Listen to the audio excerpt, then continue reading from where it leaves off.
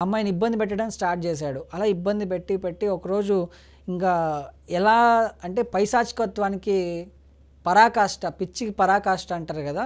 ఆ పరాకాష్ఠకు చేరుకున్నాడు. ఆ అమ్మాయి కాలేజీ నుంచి ఇంటికెళ్ళిన తర్వాత ఇంట్లో పడుకున్న టైంలో ఈ అబ్బాయి వాళ్ళ ఫ్రెండ్‌తో కలిసి ఆ ఇంట్లోకి ఎంటర్ అయ్యాడు. ఈవెన్ ఆ టైంలో ఆ అమ్మాయి పక్కన వాళ్ళ తల్లి పడుకొనుందనమాట. ఇద్దరు ఒకే మంచం మీద పడుకొనుంటే ఈ అబ్బాయి ఎళ్లి ఆ అమ్మాయి మీద పడ్డాడు.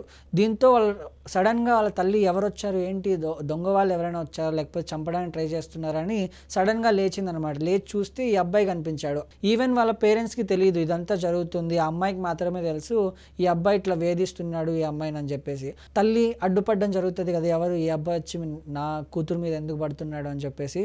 అలా తన తమ్ముడు, అన్న గూడా వచ్చి అడ్డుపడ్డారనమాట. అడ్డుపడిన వాళ్ళ మీద వీళ్ళ ఫ్రెండ్‌తో కలిసి దాడి చేశాడు. కొట్టాడు వాళ్ళని.